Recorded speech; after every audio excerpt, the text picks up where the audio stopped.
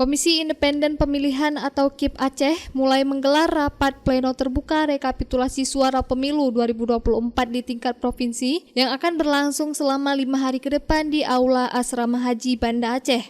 Rapat pleno terbuka yang dimulai kemarin ini ditargetkan akan selesai pada tanggal 10 Maret 2024 mendatang.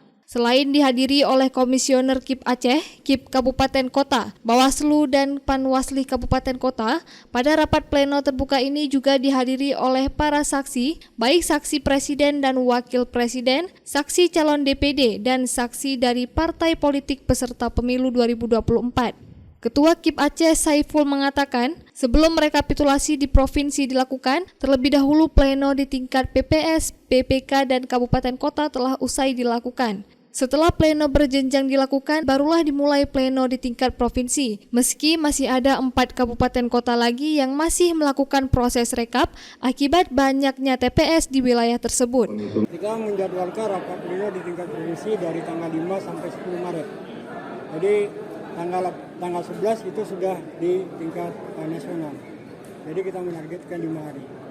Dari pertama itu dari tingkat TPS, terus PPK, terus kabupaten kota, dan hari ini di tingkat provinsi. Hari ini masih berproses Aceh Selatan, Pidi, Aceh Timur dengan Aceh Utara, dan itu aja 4. Semuanya sudah berjalan ya. Ada perpanjang waktu. Jadi kalau memang sampai tanggal 10 belum selesai, maka kita akan selesaikan.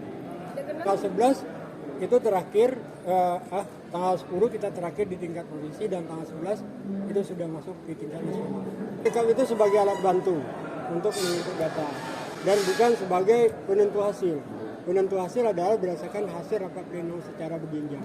Selisih data antara yang kita bacakan dengan kabupaten kota itu nanti akan diperbaiki di tingkat provinsi. Kita akan sandingkan data tersebut sejauh peserta pemilunya dapat membuktikan bahwa adanya terjadi perubahan. Rapat pleno terbuka KIP Aceh kemarin dimulai dari Kabupaten Aceh Tengah, meski ada kesalahan rekapan hasil suara dengan jumlah pemilih di tingkat DPR RI, namun hal itu telah diatasi. Ketua Panwasli Aceh, Agus Syaputra mengatakan, sejauh ini belum ada kendala berarti dalam pelaksanaan rapat pleno terbuka tersebut. Dalam perjalanannya di awal-awal kita sempat fokus dulu pada isu tentang DPT dan penggunaan hak pilih, karena biasanya kan memang beberapa perbaikan itu munculnya berangkat dari berapa jumlah DPT, berapa yang menggunakan hak pilih, lalu kemudian berapa suara sah dan berapa suara tidak sah. Sangat kita tadi terkait tentang penggunaan hak pilih bagi disabilitas yang berbeda jumlahnya antara disabilitas yang menggunakan hak pilih pada presiden dan disabilitas yang menggunakan hak pilih pada DPR. Mestinya harusnya disabilitas yang menggunakan hak pilih pada presiden harusnya lebih besar daripada disabilitas yang menggunakan hak pilih di DPR. Dari Banda Aceh, Lala Nurmala melaporkan untuk Puja TV Aceh.